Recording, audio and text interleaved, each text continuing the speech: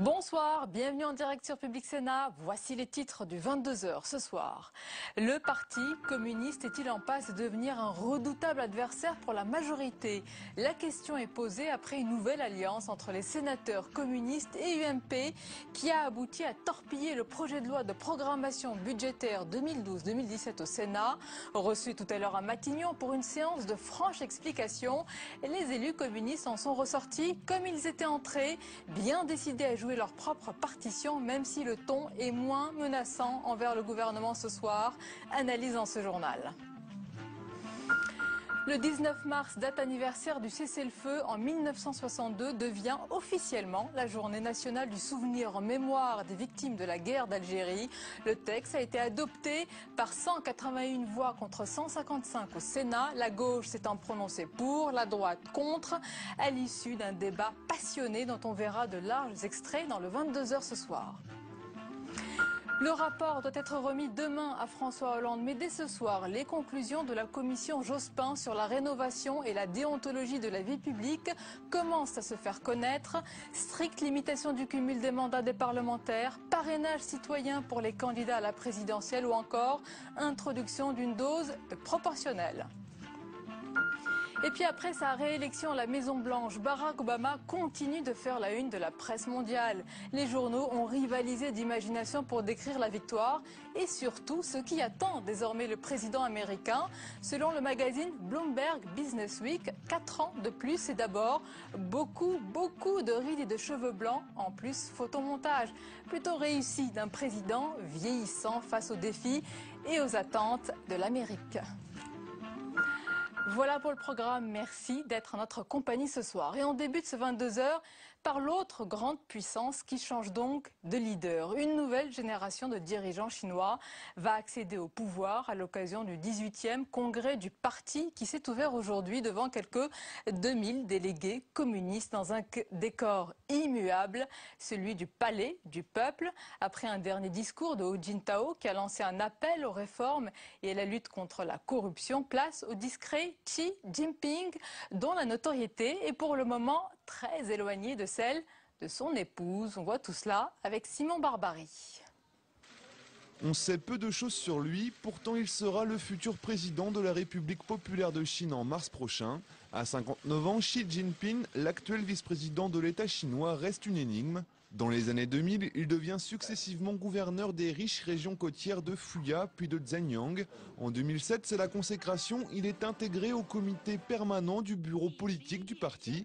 Ingénieur chimiste de formation, sa carrière au sein du Parti communiste est aussi brillante que discrète. À l'inverse d'un présidentiable occidental, la discrétion est une condition sine qua non pour atteindre les plus hauts sommets de l'appareil d'État.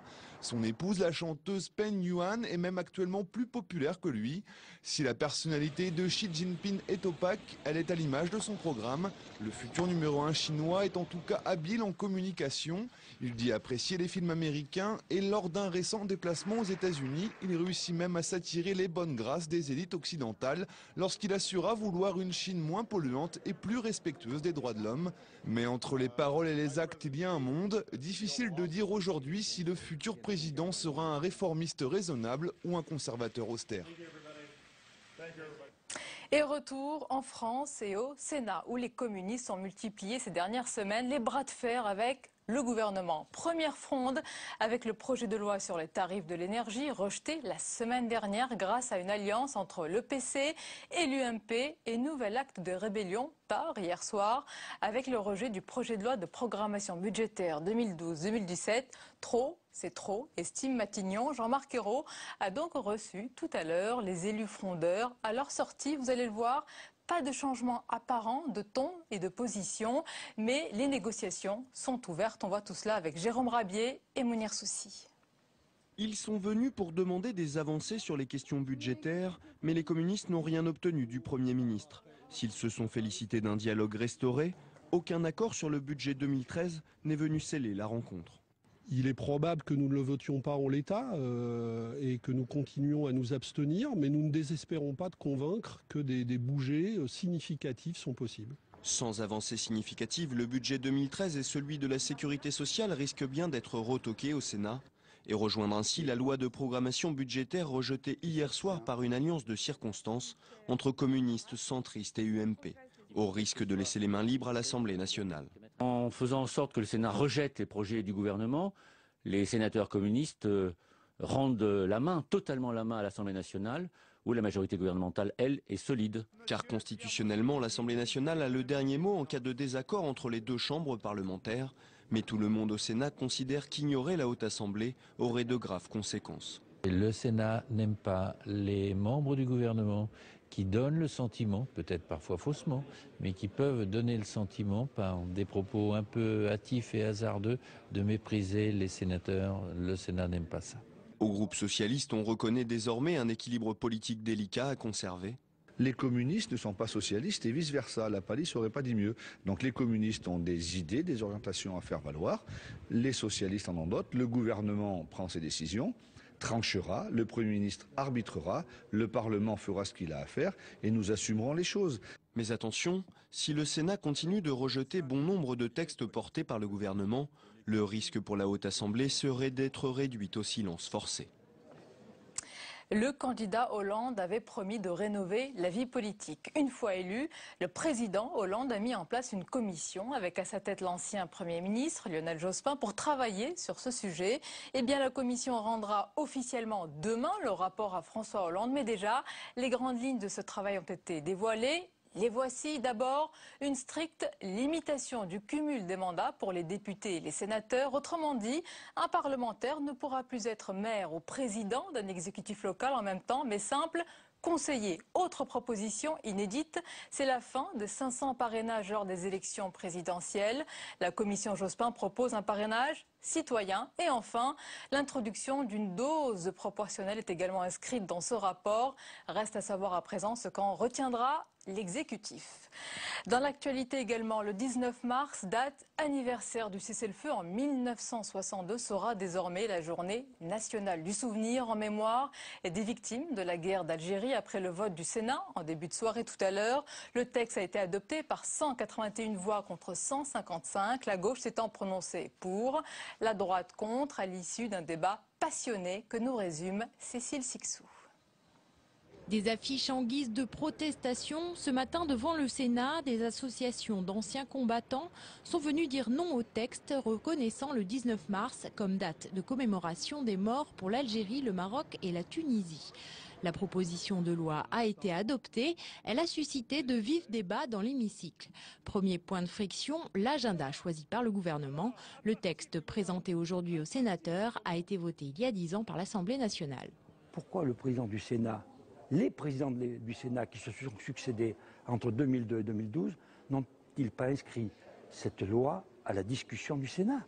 De son côté, l'UMP dénonce un passage en force du gouvernement. Le président de la République doit se rendre en Algérie. Je pense qu'il a très envie d'arriver avec ce texte instaurant la journée du 19 mars comme journée de recueillement pour les victimes de la guerre d'Algérie. Sur le fond aussi, les échanges ont été houleux. Pour la droite, la date du 19 mars qui correspond au cessez-le-feu en Algérie au lendemain des accords d'Évian n'a pas mis fin au conflit et ne peut être choisie comme date de commémoration, mais pas seulement. Pourquoi avez-vous honte? Pourquoi cette repentance continuelle et perpétuelle? Pourquoi la France a fait un certain nombre de choses qui étaient effectivement hors normes? Ok, d'accord, et les autres? Pour Kader Arif, le ministre des Anciens Combattants, ce n'est pas un argument. Le président de la République, j'ai eu l'occasion d'accompagner dans d'autres responsabilités en Algérie, a toujours été ferme sur l'idée que la France n'était pas dans la repentance. Les élus UMP ont d'ores et déjà annoncé qu'ils allaient déposer un recours au Conseil constitutionnel. La garde à vue des sans-papiers, désormais interdite par la jurisprudence européenne, pourrait être bientôt remplacée par une retenue qui pourrait aller jusqu'à 16 heures. Le Sénat examine en ce moment même ce régime. La proposition est dénoncée par les associations de défense des immigrés qui rejettent tout régime d'exception. Le ministre de l'Intérieur, Manuel Valls, argue de son côté qu'il faut aller vite pour combler le vide juridique. Les détails avec Marie Lebon. Dans quelles conditions procéder à la vérification de situation d'un étranger quand il n'est pas en mesure de présenter ses papiers? Au sein de la Haute Assemblée, les avis divergent, mais attention, pour le rapporteur du texte, les mots ont leur importance. Il ne s'agira pas d'une garde à vue, mais d'une retenue. Ce n'est pas une garde à vue puisque la Cour de justice de l'Union européenne nous invite à bien considérer que le contrôle des papiers d'étrangers, pour savoir s'ils sont en situation régulière ou non, n'est pas un contrôle de caractère judiciaire mais administratif. Pour les socialistes, pas de stigmatisation car pas d'incarcération, seulement du temps donné aux forces de l'ordre. La retenue ne devra pas excéder 16 heures et devra être encadrée. Avocats et médecins pourront être présents. Un régime spécial pour les étrangers que rejette une partie de la majorité. Alors que les communistes proposent des amendements, les Verts contestent le projet de loi. Intrinsèquement, existentiellement, ce n'est pas admissible. Donc il n'y a pas d'amendement à faire sur ce point-là. Il y a simplement à dire que non, ce n'est pas possible, c'est inadmissible qu'aujourd'hui des gens soient arrêtés uniquement parce que peut-être ils seraient sans papier. Les sénateurs du groupe écologiste devraient donc voter contre. La droite, quant à elle, ne devrait pas s'opposer. Et nos invités sur le plateau du 22h ce soir, je vous les présente avec plaisir. Laurent Bouvet, bonsoir. Bonsoir. Bienvenue, vous êtes enseignant, vous êtes aussi le futur directeur du CEVIPOF. Le CEVIPOF, c'est le Centre de recherche politique de Sciences Po. Donc à partir du 1er janvier, vous remplacerez donc Pascal Perrineau à la tête de ce centre de référence. Merci d'être avec nous ce soir. Stéphane Rosès, bonsoir. Bonsoir. Merci d'être là. Comme chaque jeudi, Stéphane, vous êtes politologue, président de CAP. Et notre chroniqueur est avec nous, Jean-Louis Gombaud. Bonsoir. Bonjour, Jean-Louis. Alors nous allons parler, messieurs, d'abord des rebelles communistes qui sont ni dans l'opposition ni dans la majorité. Ils donnent du fil à retordre au gouvernement et notamment au Sénat avec hier soir, je vous le disais tout à l'heure, le rejet de la loi programmatique 2012-2017 en mêlant leur voix à la droite mais en se défendant en même temps de faire le jeu de l'opposition. Alors cela agace, complique la tâche du gouvernement. Le Premier ministre a reçu quelques élus communistes tout à l'heure. On écoute à sa sortie le sénateur communiste Pierre Laurent. Nous considérons que nous sommes dans cette majorité politique qui s'est exprimée au printemps. Mais il y a dans cette majorité un débat politique de fond sur les solutions à apporter aux problèmes du pays. Nous avons un diagnostic commun sur l'état dans lequel la droite a laissé le pays, mais nous avons des divergences fortes sur les solutions à apporter. Alors Jean-Louis Gombaud, les communistes, la gauche de la gauche reprochent au gouvernement de ne pas appliquer une véritable politique de gauche. Est-ce le cas? Est-ce que ce gouvernement socialiste, sous la pression bien de la réalité, applique une autre politique que celle à laquelle on pouvait s'attendre et surtout à laquelle les communistes pouvaient s'attendre? C'est-à-dire que je crois que cette semaine, beaucoup de choses ont changé avec cette affaire de compétitivité. Parce que jusqu'à présent, qu'est-ce que c'est la différence entre une politique de gauche et une politique de droite en matière d'économie? Ça peut se résumer de la manière suivante. Quand on est de gauche, on ne veut pas que le peuple paye, et c'est aux riches de payer. Alors là, on est dans un domaine de répartition budgétaire, ce qui a été traité au début du quinquennat, au tout début du quinquennat, et effectivement, même s'il n'est pas exact de dire que 90% des Français ont été épargnés par les mesures de redressement budgétaire, en réalité, les 2/3 vont payer, mais 90% de l'effort portera sur 10% de la population. Donc effectivement, là, on est sur une politique de gauche dans la mesure où c'est les plus favorisés. Mais là, on rentre dans quelque chose de nouveau, qui est la question de la compétitivité. On n'est plus dans la répartition, on est dans l'entreprise. Et là, gauche-droite, c'est très compliqué à voir sur l'affaire de l'entreprise. C'est pas parce que Mme Bettencourt va payer 3 ou 4 fois plus d'impôts que l'entreprise va plus facilement vendre sur les marchés internationaux. Et donc là, on est rentré dans un domaine que maîtrise beaucoup moins la gauche. C'est-à-dire que pour la gauche, de tradition, c'est la fiscalité, c'est la répartition. Et là, elle est sur un terrain plutôt neuf sur lequel elle pénètre, et d'où le début, effectivement, des tensions qui, à mon sens, sont appelées à perdurer. Alors vous le dites, vous appelez ça tension. Stéphane Rosès, est-ce que ces tensions, est-ce que ces actes de rébellion, est-ce que ces coups de menton au Sénat, est-ce que c'est un petit caillou dans la chaussure du couple Hollande-Hérault ou est-ce que c'est un véritable problème politique qui a réglé d'urgence parce qu'il est en train de s'installer? Écoutez, on va le voir. Dès le départ, le Parti communiste a souhaité, se distinguant par là même un tout petit peu de Jean-Luc Mélenchon, considérer qu'il était dans la majorité sans participer au gouvernement et je dirais son existence politique vient de ce qu'il dit qu'il essaye de faire bouger, dans la terminologie communiste, ces choses dans le bon sens. Et là, évidemment, nous sommes dans une nouvelle séquence qu'a initiée Jean-Marc Ayrault autour du nouveau modèle français, où Jean-Marc Ayrault opère une translation. Le sujet n'est plus tant en soi, comme le dit Jean-Louis Gombault, la question de qui va payer réellement plus, même si on dit qu'il y a un souci de justice, mais un nouveau récit qui est de dire notre modèle social est en péril par les politiques antérieures et il en faut un nouveau. Et ce qui nous distingue, on a entendu Jean-Marc Ayrault de Schröder ou de la droite a fortiori, c'est que nous, on veut rénover le modèle. On est pour le maintien des rapports sociaux. Là où les autres ont attaqué ou ont remis en cause le modèle social. Et ultimement, la réponse à votre question sur le moyen et le long terme dépend du fait de savoir si la base électorale et sociale du Parti communiste est antilibérale ou anticapitaliste. Si elle est antilibérale, ça va être compliqué pour le Parti communiste de se faire entendre parce que l'argument de Jean-Marc Ayrault est très fort. Nous, on veut préserver le modèle. Si elle est anticapitaliste, alors évidemment, il y a plus une dynamique possible pour eux. Laurent Bouvet, les communistes insistent sur le risque de se couper du peuple. C'est ce qu'ils reprochent un petit peu à François Hollande. Est-ce que c'est le cas? Est-ce que la gauche, au gouvernement, s'éloigne du peuple? Est-ce que vous avez l'impression qu'on s'adresse plus en ce moment à une certaine catégorie de la population plutôt qu'à une autre? Alors ça, c'est le risque majeur qui produit ses effets à chaque occasion d'une majorité de gauche au pouvoir, c'est-à-dire que pendant l'exercice du pouvoir, il y a évidemment des perditions en ligne par rapport au socle électoral, à la majorité qui a permis l'accession au pouvoir. Et dans le petit passage que vous avez diffusé de Pierre Laurent sortant de la réunion avec Jean-Marc Ayrault, il a dit autre chose qui n'était pas dans le passage. Il a dit nous étions dans la majorité, nous avons fait partie de la majorité qui a été élue, mais nous avons évidemment un certain nombre d'éléments disons en contradiction, ce qui vient d'être indiqué par Stéphane Rosès à l'instant. La question que ça pose, c'est est-ce que les communistes représentent les communistes et le Front de gauche, avec une petite différence qui a bien été signalée évidemment entre Jean-Luc Mélenchon et le Parti communiste. Tout le monde aura compris, je pense, que ce n'est pas tout à fait la même chose. Mais est-ce que c'est finalement l'aile gauche et l'aile qui couvre une partie du champ sociologique de la gauche qui serait davantage les classes populaires, les ouvriers, etc., et qui serait ajoutée à la majorité et qui permettrait comme ça de gérer une espèce de grande coalition électorale, ou bien est-ce que cette fonction-là n'est pas véritablement remplie?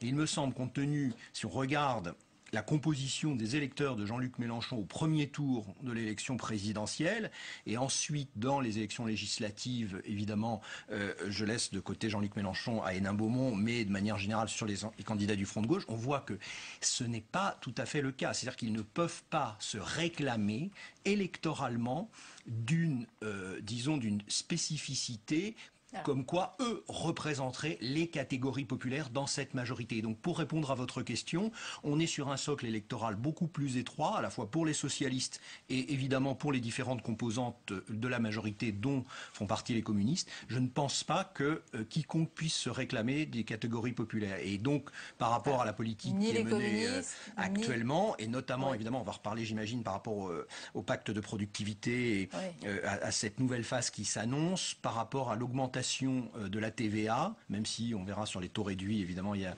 une toute petite diminution. On voit bien que là, c'est d'abord et avant tout les classes populaires et moyennes, les catégories populaires et moyennes qui vont être touchées par cette augmentation, cet impôt dit injuste. Nous sommes à 6 mois de la présidence Hollande. On a l'impression quand même que c'est le même scénario qui se produit à chaque arrivée au pouvoir de la gauche. Elle commence à fournir tous les symboles nécessaires à son électorat avant de rectifier un petit peu le tir sous la pression de la réalité. Peut-être que les ajustements... Mais là, les ajustements, on a l'impression qu'ils sont plus rapides. C'était 2 ans pour François Mitterrand, pour le tournant de 83, 1 an pour Jospin. Est-ce que c'est 6 mois pour François Hollande? Alors, c'est moins marqué comme tournant, si vous voulez, que 83, malgré tout. Il est plus rapide. Mais effectivement, il est plus rapide. Bon, le changement. La situation économique de 81-82 était très difficile.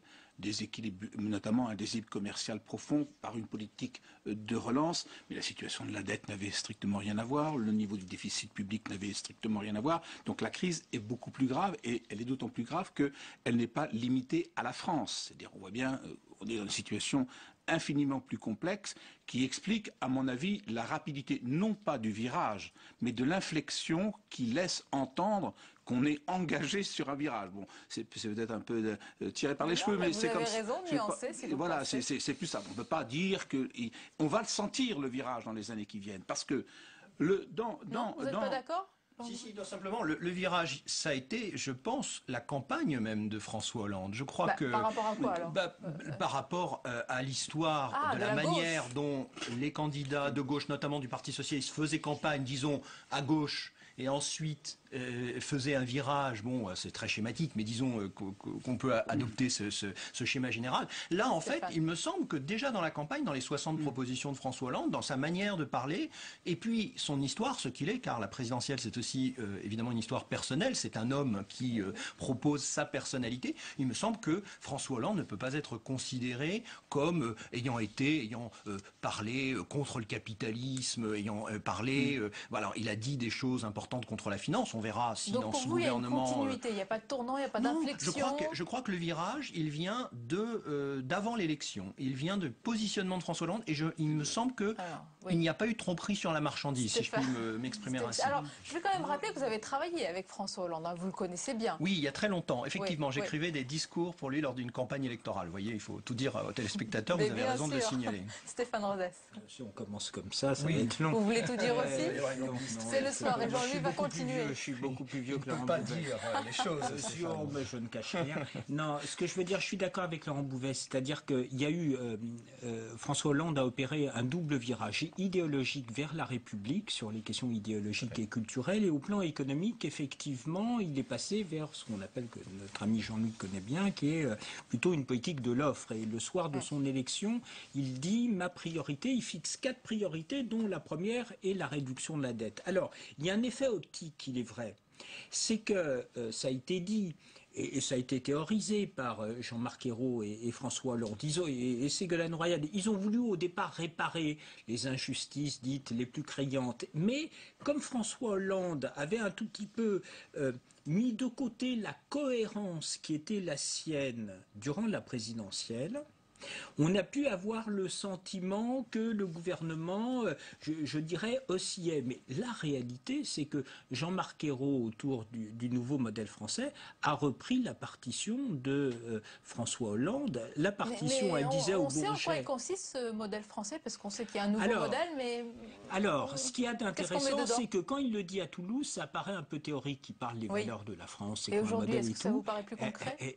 Là, on le voit beaucoup plus concrètement, parce que ce qu'il a dit dans les 20 minutes de présentation dans ses interviews aux Échos, c'est qu'il commence à donner un contenu à partir du rapport gallois. En fait, grosso modo, il dit modèle, c'est-à-dire quelque chose qui structure une histoire. Il dit français, c'est la République, le social. Et s'il dit nouveau, ça veut dire que l'ancien est en train de péricliter et que s'il n'y a pas rénovation, nous perdons ce qui faisait nos rapports sociaux. Et de ce point de vue-là, c'est quelque chose d'assez habile, parce que du coup, il peut dire à la gauche de la gauche, mais les gens qui votent pour vous, ils sont pour le maintien des rapports sociaux. Nous, on fait le sale travail de la rénovation, mais pas pour remettre en cause le modèle, mais pour le faire perdurer. Voilà un tout petit peu ce qui va nécessiter effectivement ensuite des éléments de construction. Alors, mais le fait qu'ils reprennent gallois montre qu'on est bien dans la rénovation de son point de vue. Alors, il y a donc ce pacte de compétitivité, il y a d'autres réformes évidemment à venir, mais Laurent Bouvet, vous évoquez un risque de zapatérisme du nom de l'ancien dirigeant socialiste espagnol Zapatero. Alors pourquoi François Hollande pourrait terminer comme M. Zapatero s'il a mal terminé? Évidemment. Alors, pourquoi est-ce que j'ai avancé cette comparaison qui peut paraître un peu abusive, et parce qu'on parle beaucoup en ce moment dans la presse plutôt de Schröder comme modèle, et indélicate, me souffle Stéphane Rodès, j'en conviens aisément. Mais vous êtes toujours d'accord avec vous-même ou... Mais je suis d'accord avec moi-même. Ça, j'essaie, hein, vous savez, on fait ce qu'on peut en la matière. Non, simplement, l'idée qui qui m'intéressait ici, c'est par rapport à ce qui a été dit à l'instant sur le modèle républicain, etc. C'est que, pour dire les choses simplement, le progressisme aujourd'hui, le progressisme de ce début de XXIe siècle pour les grands partis sociodémocrates socialistes, ne peut pas se résumer, ne saurait se résumer à simplement des mesures qui sont les mesures que met en place la gauche quand elle arrive au pouvoir, des mesures qu'on appelle dites de société. Que de pincettes pour dire qu'il faut qu'ils prennent à bras le corps tous les problèmes. Alors, c'est-à-dire comme la question du mariage pour tous, comme la question du droit de vote des étrangers, comme des questions de ce genre, c'est-à-dire ce qu'on appelle les mesures sociétales, c'est un peu abusif ce mot, et puis je l'aime pas beaucoup, mais enfin, ces mesures-là, ça ne peut pas résumer le progressisme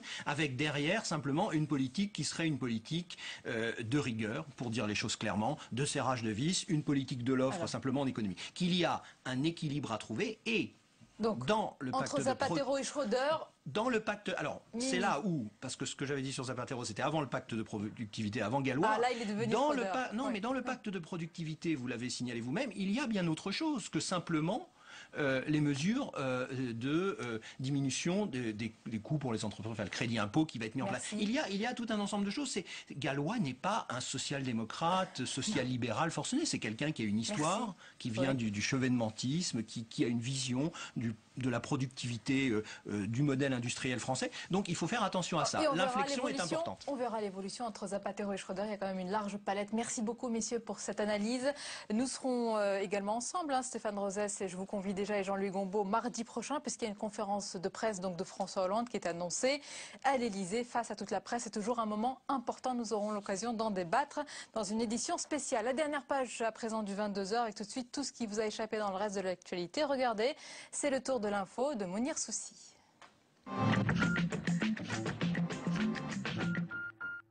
Une soirée noire pour les usagers du RER. Hier soir, sur les lignes B et D au nord de Paris, une simple panne électrique a débouché sur la paralysie d'une grande partie du réseau. Des voyageurs excédés sont descendus sur les voies, d'autres s'en sont pris au personnel. 2 conducteurs ont été agressés. En tout, 50 000 voyageurs ont souffert de ces perturbations. Le constat du Secours catholique est clair. La pauvreté s'installe durablement en France. Dans son rapport, l'association note que depuis 10 ans, la précarité s'accroît chez ses bénéficiaires. Première victime, les femmes seules avec enfants. Le Secours catholique prend en charge environ 160 000 mères célibataires. Le rapport contient plusieurs demandes, comme la revalorisation des minima sociaux, la mise en place d'un plafonnement des loyers et d'un bouclier énergétique. À l'initiative d'élus socialistes, le Sénat va mettre en place une mission d'information sur l'avenir de l'industrie pharmaceutique. Dans leur ligne de mire, Sanofi et son plan de suppression de 914 emplois d'ici à 2015. Les sénateurs réclament aussi la nomination d'un médiateur chargé d'évaluer la situation du groupe. Le médiateur est quelqu'un qui, parce qu'il sera déconnecté en quelque sorte des enjeux directs, pourra préconiser, à partir du diagnostic qui sera le sien, des solutions qui seront, je l'espère, crédibles à la fois pour la représentation syndicale et en même temps pour la direction. Selon les syndicats, le plan de Sanofi devrait affecter près de 2500 salariés, alors que le laboratoire vient de dépasser Total au CAC 40, devenant la première capitalisation boursière française. Nouveau problème de santé pour François Fillon. Après s'être cassé la cheville cet été, le voilà à nouveau hospitalisé. En déplacement hier dans l'Indre, il a dû être admis pour des calculs rénaux avant de rejoindre ce matin l'hôpital militaire du Val-de-Grâce. Il devrait sortir demain et reprendre sa campagne pour la présidence de l'UMP dès lundi. Dans le dessin du jour, l'illustrateur suisse Chapat revient sur l'élection de Barack Obama. Porté par les minorités, le président devra veiller à ce que le fossé entre les Américains ne se creuse pas davantage.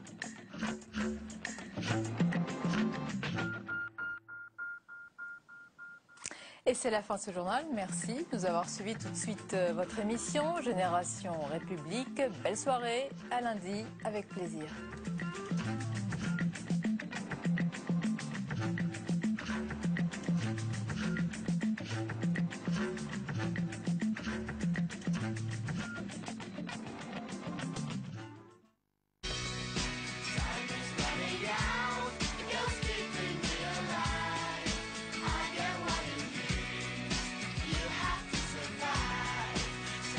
Running out, you're keeping me alive. I get what it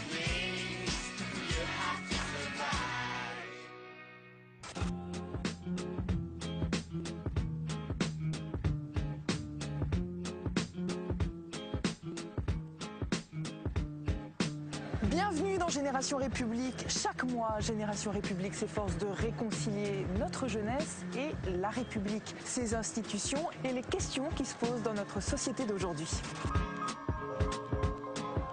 Et aujourd'hui, on va parler du président de la République. Et ce sont de jeunes étudiants qui vont nous en parler. Ils vont nous livrer à la fois leurs connaissances, mais aussi leurs sentiments concernant le rôle, le statut, mais aussi le pouvoir du chef de l'État. Pour ce numéro, ce sont les étudiants de l'université Paris-Ouest Nanterre-La Défense qui nous accueillent. La fac de Nanterre est immense, 33 000 étudiants. Le site s'étale sur 30 hectares. Nanterre, c'est aussi un lieu d'histoire, de lutte, de contestation politique. On se souvient de mai 68 et d'un certain Daniel Cohn-Bendit.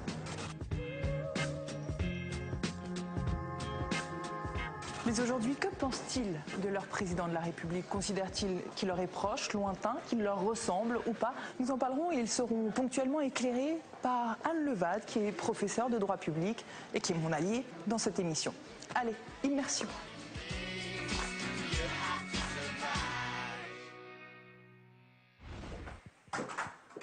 Bonjour. Ça va? Oui. Vous savez de quoi on va parler? Alors de quoi? Président de la République. Du président de la République. Ça vous évoque quoi comme sujet? C'est un sujet intéressant pour vous? Ah, c'est bon ça.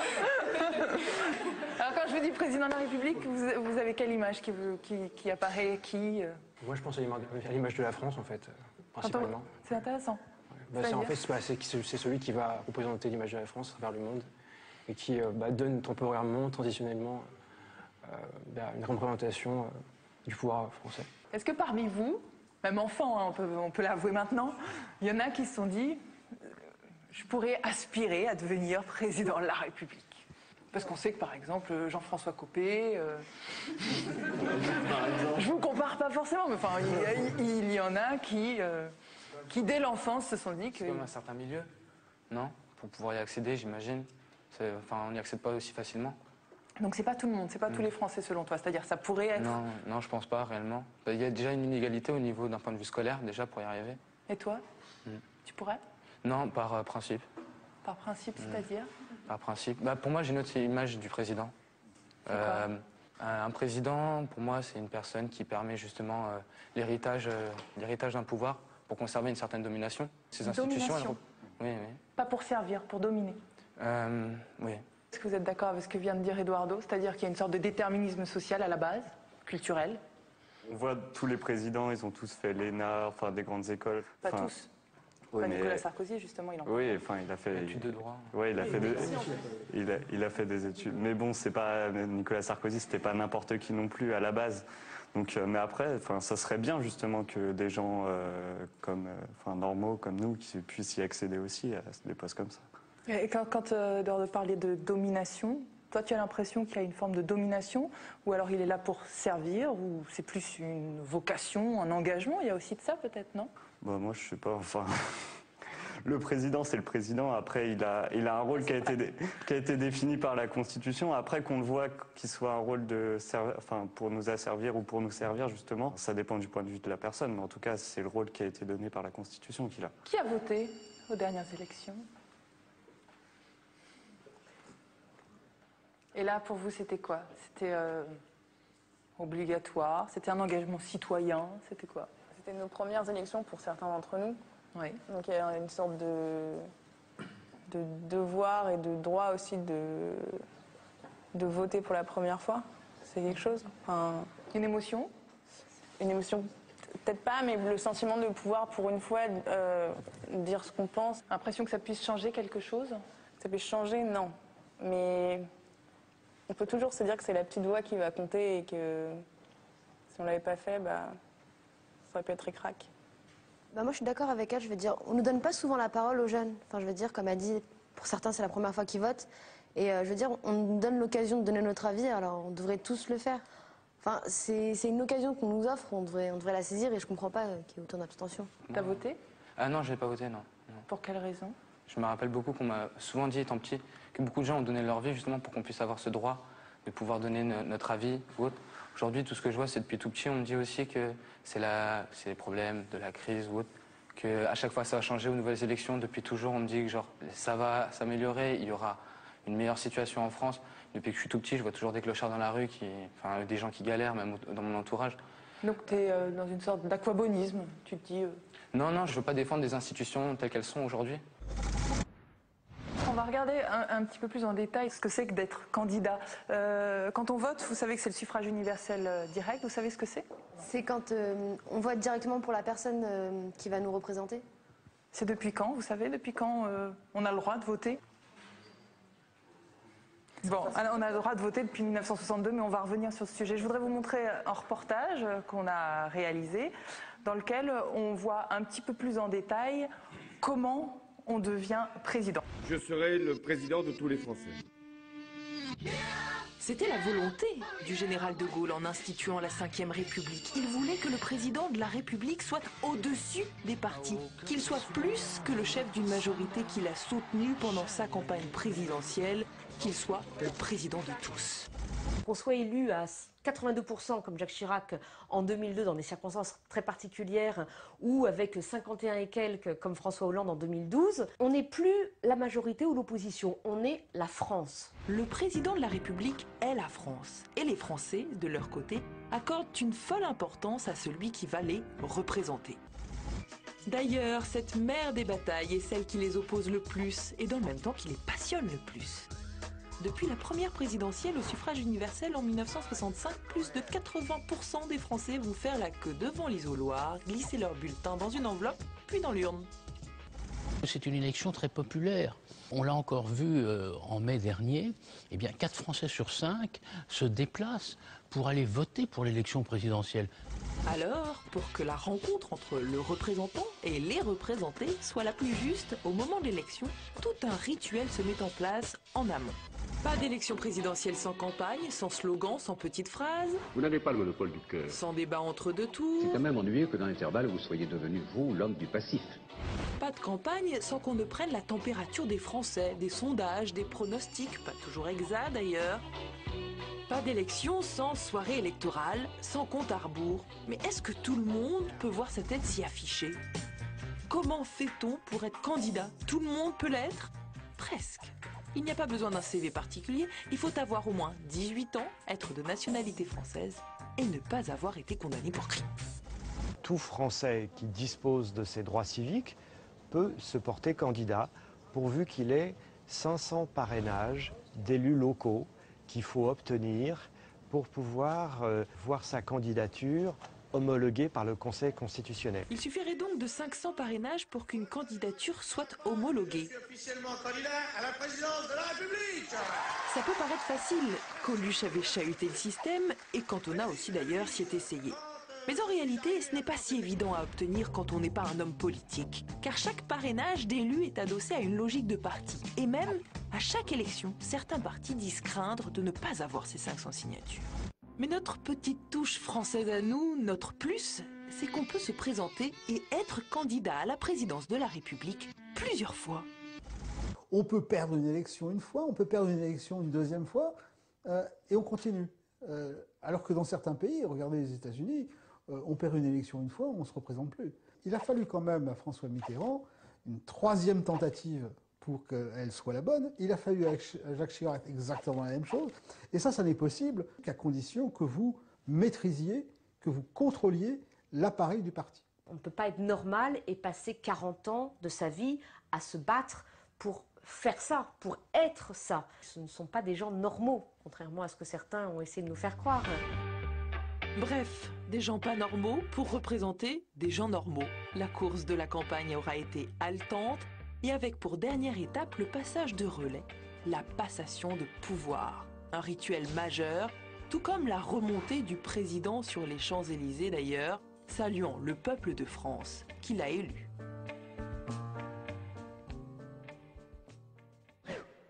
Alors vous avez l'impression que c'est un homme normal qui représente des gens normaux? L'idée de normalité, on l'a entendu plus récemment avec François Hollande. C'est l'idée de normalité, traitez-moi comme quelqu'un de normal, parce qu'au fond, je suis comme vous. Au fond, c'est un type qui a 2 jambes, 2 bras, un cerveau, un cœur, c'est ça ce qu'il veut dire. Et fondamentalement, c'est pas parce qu'il a fait l'ENA ou HEC que voilà, il devrait se placer au-dessus de la masse. Au fond, on peut lui parler comme s'il était normal. Pour vous, ça vous évoque quoi, le président de tous? Vous avez l'impression que quand vous avez élu un président, c'est le président de tous ou qu'il reste un candidat ou un ancien candidat appartenant à la logique de son parti? C'est vraiment le président de tous. Oui. Enfin, un président de tous, c'est même ce que je veux dire, c'est même en dehors de l'État français, quoi. Ouais. Aujourd'hui, on vit dans une économie qui est justement prône le mondialisme et qui au final permet justement d'avoir des influences internationales. C'est-à-dire que C'est pas qu'il prône le mondialisme, c'est une économie globalisée, c'est un fait. Voilà, alors, si ça t'ennuie pas, je reviens quand même à la question des non, mais c'est intéressant. La question des candidats. Donc, on a retenu qui pouvait devenir candidat à la présidence de la République. Il faut avoir 500 parrainages. Vous trouvez ça beaucoup? Pas assez. Pas assez. c'est la règle du jeu. Attendez, Anne, vous savez qu'il y a Anne qui voudrait intervenir, qui est professeure de droit public. Elle voudrait intervenir par rapport à ce que vous venez de dire. Peut-être un mot d'explication sur ces 500 parrainages. L'idée de départ, c'était qu'il fallait à la fois permettre à chacun de pouvoir se présenter à la présidence de la République et en même temps garantir que celui qui allait se présenter était représentatif d'un certain courant à l'échelle du pays. Peut-être pour être complet, il y a un débat actuellement qui est récurrent, mais qui est un petit peu plus vif, puisque des propositions pourraient être faites à court terme sur ce sujet, pour essayer de réfléchir à élargir peut-être le mécanisme et à permettre aux citoyens de parrainer, pour justement démocratiser ce processus de parrainage. Alors, par rapport à toute la distance que vous pouvez exprimer, qui est assez intéressante, je voudrais savoir si les rituels sont des choses qui peuvent vous intéresser. Par exemple, le fait de rentrer à l'Élysée. On a vu des images là d'investiture, de passation de pouvoir. Est-ce que ce sont des choses qui vous paraissent des repères importants? Alors Maëlle, non, pourquoi? Je ne me sens pas concernée particulièrement par la passation de pouvoir ou leur remontée des Champs-Élysées sous la pluie. Même s'ils saluent le peuple de France et donc toi? Je n'ai pas regardé, donc je ne sais pas, mais je ne dis pas que ce n'est pas solennel ou légitime, mais moi je ne me sens pas particulièrement concernée par ça. Et toi, cette symbolique moi, je disais que t'interpelle? c'est symbolique, mais que concrètement, ça ne sert à rien.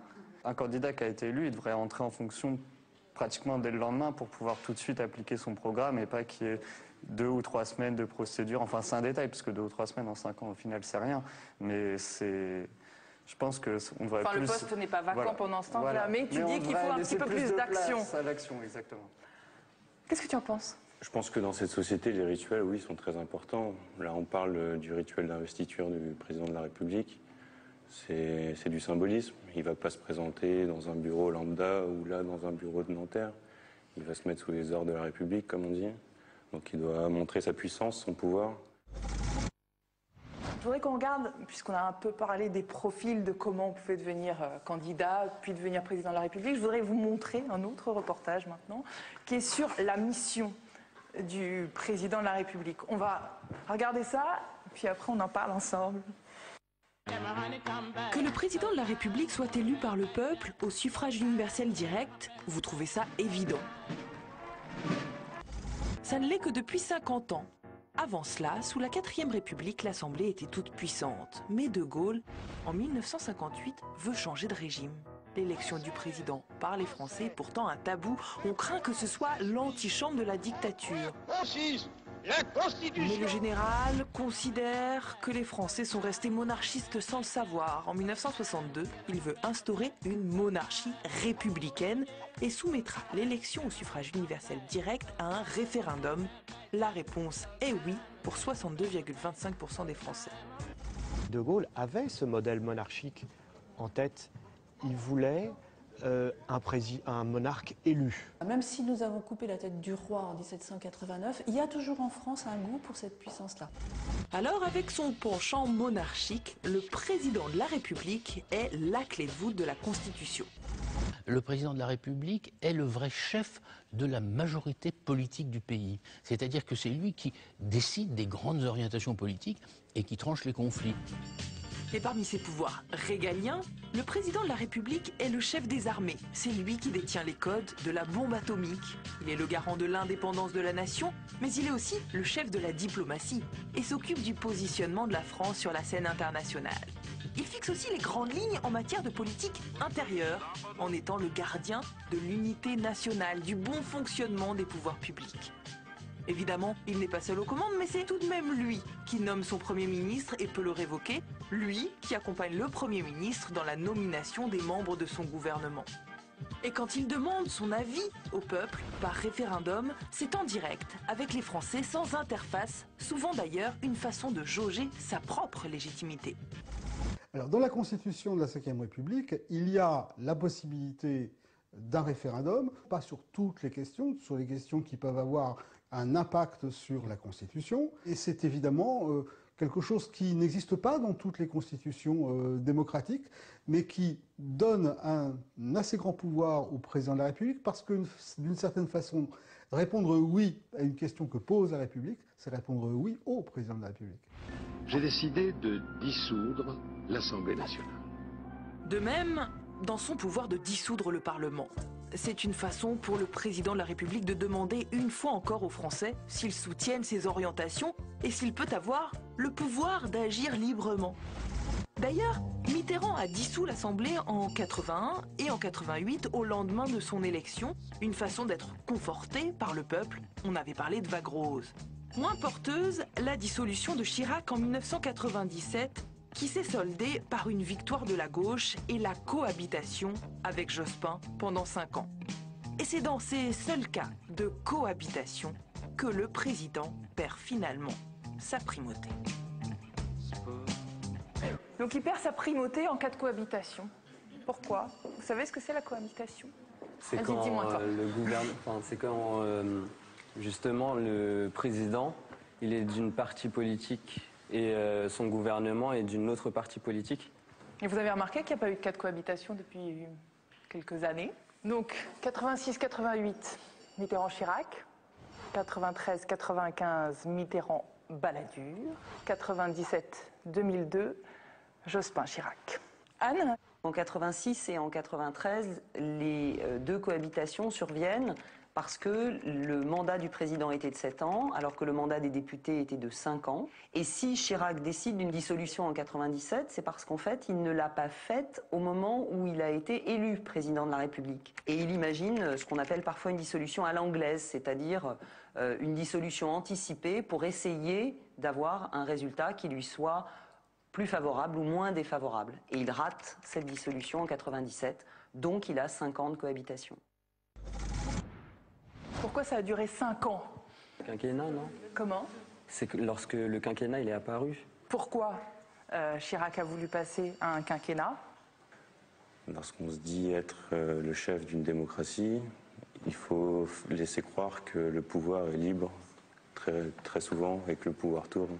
Mais l'avantage aussi, c'est que le fait que ce soit 5 ans, ça correspond aussi, ce que disait Anne, au rythme de l'Assemblée, et que donc, du coup, il n'y a pas de cohabitation. Quels sont les autres pouvoirs du chef de l'État? C'est le premier ambassadeur français.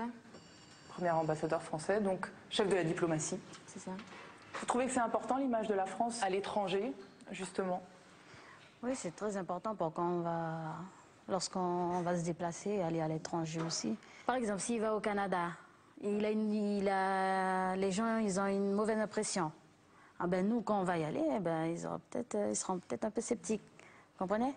Le président de la République, quand il va à l'étranger où qu'il aille, après qu'on soit d'accord ou pas avec le discours qu'il tient, ça a une résonance internationale majeure et même à l'intérieur du pays. Je vais vous montrer un petit extrait. Le drame de l'Afrique, c'est que l'homme africain n'est pas assez entré dans l'histoire. Bon alors, qu'est-ce qu'on vient de voir? Qu'est-ce que c'était? Le discours de Sarkozy à Dakar, au Sénégal.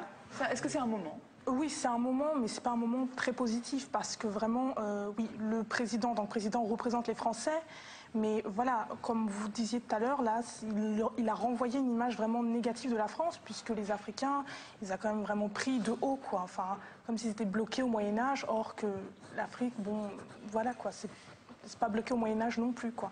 Bon, après, le discours était peut-être plus global et il y a eu des morceaux qui ont été stigmatisés, un peu comme le discours dominant de l'homme blanc. Tu voulais réagir ? Oui, parce qu'en fait, je pense que les discours de Sarkozy, c'est pas vraiment, comme elle venait de dire, c'est pas vraiment la pensée de tous les Français. Je vais vous montrer un autre. Hop. Je ne suis pas venu ici à Dakar pour montrer un exemple, pour imposer un modèle. Je ne vais pas vous demander si vous le trouvez sincère ou pas sincère, c'est pas l'idée. Mais est-ce que vous voyez bien que du coup, à chaque fois, il y a un signal assez fort qui est envoyé. Alors, c'est une réponse évidente au discours de Dakar de 2007. À peine on est élu, hop, on part à Dakar, on fait son discours. Je suis même pas sûre que ce discours-là, ce soit un message adressé. Je pense que c'est plus, au contraire, quelque chose pour montrer quelque chose aux Français. Vous voyez, je suis pas comme Sarkozy. C'est plus. Je pense, pour moi, c'est pas un message pour le monde, c'est un message pour les Français. Est-ce que vous avez l'impression que son statut au président de la République a évolué? Pour moi, oui, le président, enfin, la fonction du président a changé avec l'envergure que prend l'Union européenne. Je trouve que le président, enfin, l'image du président a l'air un peu moins importante qu'auparavant, en fait. Alors, tu parles de l'image. Je suis plus dans le statut. Il y a une question qui s'est posée les années passant, c'était le fait de savoir si on pouvait juger le président de la République. Anne, c'était quand immunité pendant le mandat et responsabilité après? La question s'est posée du passage vers une forme de responsabilité ou d'engagement de la responsabilité du chef de l'État au début des années 2000 avec l'apparition d'un certain nombre d'affaires. Alors il y a eu, je dirais, les affaires qui ont entouré effectivement la présidence de Jacques Chirac avec des mises en cause pour des actes commis avant l'exercice de son mandat. Mais un peu auparavant déjà, sous François Mitterrand, il y avait eu la fameuse question des écoutes téléphoniques pratiquées par l'Élysée qui avait déjà fait monter en puissance en quelque sorte la discussion sur ce point. En soi, c'est pas parce qu'on est président, on en revient à l'idée de normalité, mais en soi, c'est pas parce qu'on est président qu'on peut pas être jugé. En général, les présidents tuent ou violent rarement des gens. Mais en gros, je sais pas, de la corruption et trucs comme ça, il y a d'autres gens qui l'ont fait. Pourquoi les autres pourraient être jugés et pas eux, quoi? La question qui se pose, c'est est-ce qu'ils peuvent être jugés pendant leur mandat? Parce que légalement, on n'a pas le droit de juger un président puisqu'on a une indemnité. Une immunité, voilà, une immunité. Non, faut que ça reste comme ça. Faut pas que le président soit jugé pendant son mandat. Il y a des affaires importantes à régler, il dirige l'État. S'il est jugé pendant son mandat, il perd du temps. Après, c'est le Premier ministre qui doit reprendre les affaires. Et tant qu'ils se mettent au courant des affaires, ils s'en perdent encore du temps. Déjà que l'État perd beaucoup en paperasse, en décision et qu'on ne voit rien bouger. Si en plus, faut juger les présidents pendant leur mandat, c'est scandaleux. Alors tu viens de dire un truc assez intéressant. On voit rien bouger. Finalement, il y a ce qui est, il y a le pouvoir, il y a l'action, et puis il y a ce qu'on voit, ce qu'on retient. Je voudrais qu'on parle maintenant, et tu faisais une sorte de petit parallèle tout à l'heure quand je demandais si le statut avait évolué, tu parlais de l'image qui avait changé. On a vu que le statut évoluait peu, au cours des 50 dernières années en gros. On va regarder en quoi l'image, elle, peut changer. De Gaulle, grand guerrier. Le père fondateur. Majesté républicaine. Pompidou. C'est l'homme du peuple qui est arrivé à l'Élysée. La proximité avec les Français. C'est un homme qui a amené la culture. Giscard d'Estaing. Moderniser la France. Le polytechnicien, surdoué. C'était une sorte de roi démocrate. Mitterrand. Le président séducteur. Il a mélangé un petit peu tout ce qui en France plaît. Celui qui ressemble le plus au général de Gaulle. Le grand président de la gauche. Chirac. Le président radical gaulliste. De monsieur tout le monde sympathique. Qui vient du terroir, qui vient de la Corrèze. Sarkozy. Le président atypique. Il n'avait pas fait l'ENA, donc il n'a pas la formation classique des présidents. Le président qui voulait casser les codes. Il a plutôt aimé l'entreprise, c'était un peu comme un manager. Et Hollande. Nous avons maintenant le nouveau président qui a décidé d'incarner la fonction avec calme, avec apaisement. Le président qui ambitionne d'être normal. Le président de la République a eu différents visages. Et puisque depuis 50 ans, on est dans une société d'images, l'importance de l'image de chacun a été fondamentale. Il faut qu'il ait l'air de la fonction, c'est-à-dire qu'il ait l'air puissant, qu'il ait l'air honnête. C'est presque plus important d'une certaine façon dans notre système médiatique que sa compétence toute seule, ses diplômes. Chacun a donc sa photographie officielle maîtrisée. Mais sous la Ve République, et De Gaulle le premier, tous les présidents ont essayé d'avoir un ascendant sur la radio et sur la télévision. Sous la Ve République, radio et télévision sont quand même assez soumis au président de la République. Et il y a un symbole d'ailleurs pour ça. Le président de la République, jusqu'à François Hollande, ne va pas sur les plateaux de télévision. Il reçoit, comme un monarque, il reçoit les caméras de télévision et les journalistes à l'Élysée. Et depuis, selon les époques, chacun, avec ses moyens de communication, a essayé de contrôler son image et son discours. Sarkozy a inventé la mobilisation quasi totalitaire, je le pense vraiment, de tous les médias, de la 1, de la 2, de la 3, de la 4, de la 5, de toutes les radios et tous les journalistes pour inventer des émissions pour retrouver avec eux. Enfin, tout ça, c'est du récit et du factice. Alors, des fois, ça marche, et des fois, ça marche pas, parce qu'il ne faut pas toujours prendre les Français pour des veaux. Alors, malgré tout ce travail de communication, trouvez-vous que les présidents de la République maîtrisent vraiment l'image qu'ils laissent, ou ça leur échappe?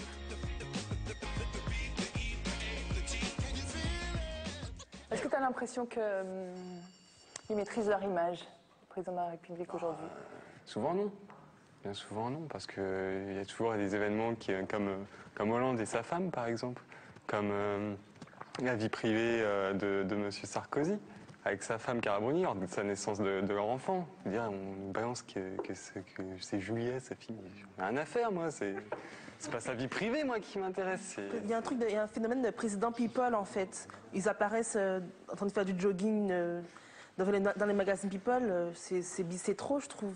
Donc, finalement, il n'y a pas de maîtrise de l'image. Est-ce que vous avez l'impression qu'ils maîtrisent l'empreinte, ce qu'ils vont vouloir laisser, les présidents de la République? Je vais vous dire des petites phrases, vous allez me dire, selon vous, de qui ça vient. Vous n'avez pas le monopole du cœur. Zidane, Zidane, c'est bon ça. Giscard. L'autorité ne va pas sans prestige, ni le prestige sans éloignement. Ça, c'est De Gaulle. Ouais, c'est clair. Dans les épreuves décisives, on ne franchit correctement l'obstacle que de face. Mitterrand. Et franchement, vous trouvez pas mal quand même.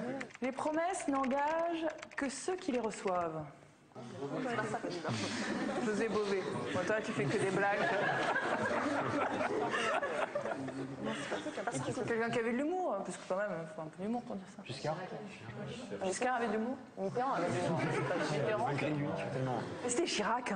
Finalement, ce qui vous reste, bon, à part cette dernière question, c'est quand même un peu la psychologie de chacun. Bah oui, vous avez réussi à voir à peu près comment chacun s'habille, que ce soit De Gaulle, Mitterrand, Chirac. Merci beaucoup. Je suis ravie d'avoir fait cet exercice avec vous. C'est fini.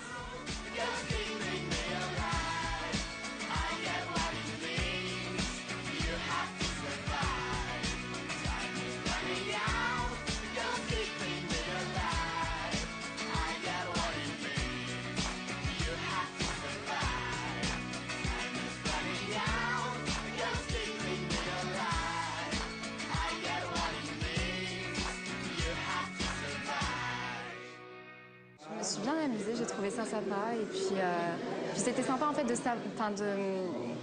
connaître un peu les avis de tout le monde.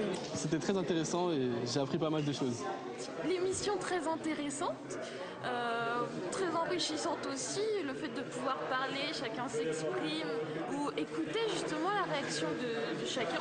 Oui, c'est comme dans une démocratie, quoi. C'est vrai que la majorité, souvent, enfin même quelques personnes ont le droit de parler et d'autres parfois ont beaucoup de choses à dire, mais bon, prennent pas forcément la parole. Mais bon. On a souvent tendance à pas se parier sur ces sujets-là et du coup entendre un peu la vie des uns et des autres, ça fait du bien. Enfin, ça fait du bien. Ça nous ouvre d'autres. On se sent moins seul. Ouais, voilà.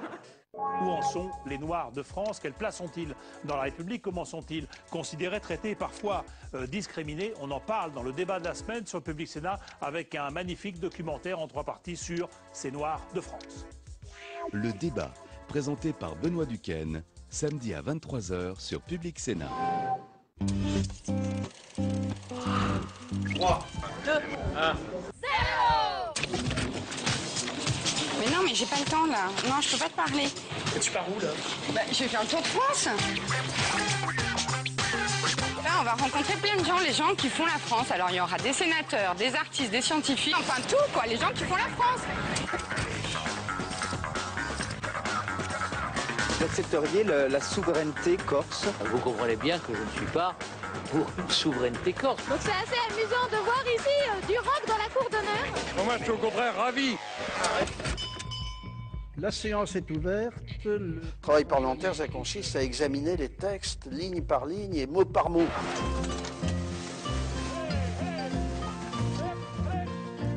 Ah, le terrain, oui, ben, c'est essentiel. Celui qui n'a pas de terrain, il est en l'air, hein, c'est le cas de le dire. Il est dans l'abstrait, il est dans les artifices de la politique politicienne, dirons-nous. J'aime bien qu'on me dise encore que je suis un jeune sénateur. Le travail du Sénat, c'était un travail de joaillier. Ma tante, elle savait tout. Elle disait rien.